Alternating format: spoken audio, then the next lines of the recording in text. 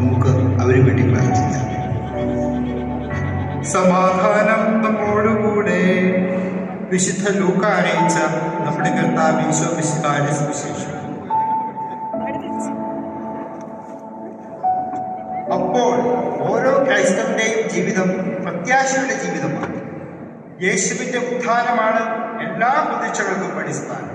ജീവിതത്തിൽ പരാജയപ്പെട്ടവർ, ജീവിതം മടുത്തവർ, ജീവിതത്തിന് അർത്ഥമില്ല എന്ന് ചിന്തിക്കുന്നവർ, ഇങ്ങനെ നിരാശപ്പെട്ടിരിക്കുന്ന ജനങ്ങൾക്ക് പ്രത്യാശയുടെ സദ്വാർത്ത കൊടുക്കുവാൻ വിളിക്കപ്പെട്ടവരാണ് ഓരോ ക്രൈസ്തവരും.